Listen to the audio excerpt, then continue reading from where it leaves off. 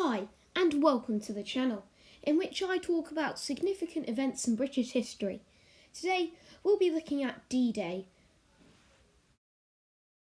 In the early hours of June 6, 1944, the first stage of D-Day was just beginning. Thousands of troops flew across the Channel to parachute into occupied France while being shot at from enemy artillery on the ground. If the paratroopers survived, they would have to complete many tasks, such as blowing up railways and disabling communications. The Allies tow huge gliders behind planes into battle because they have more storage space and they were quiet as well, meaning that they can transport more troops and equipment onto the battlefield.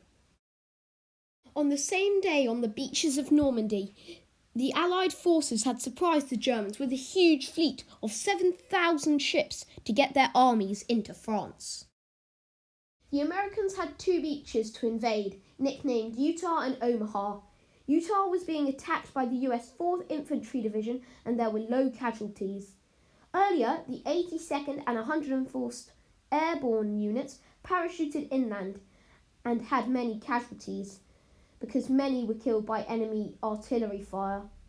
On Omaha, the US Divisions 24th and the 1st suffered 2,000 casualties. Omaha Beach was more deadly than the US thought, because the Allies did not realise that the 352nd Infantry Division had taken over from the weak defence regiments which usually patrolled the Atlantic Wall, which was beforehand tasked to take the beach. Canadians were in charge of attacking a 10-kilometre stretch of coast, and the 3rd Infantry Division took heavy losses, but in the end of the day they took the beach with 340 soldiers killed and 574 wounded.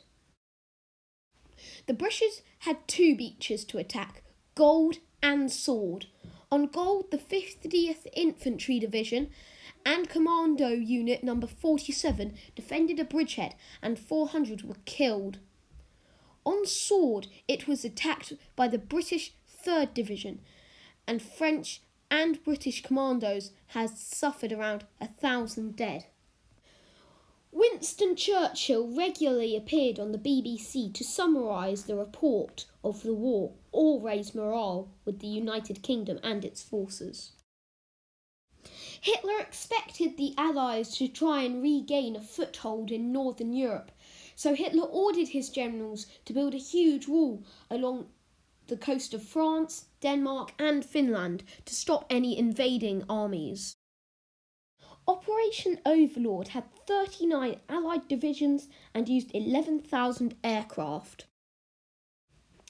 The Germans had received so many false alarms about invasions that when the news reached German high command, they would not wake Hitler in case it was a false alarm.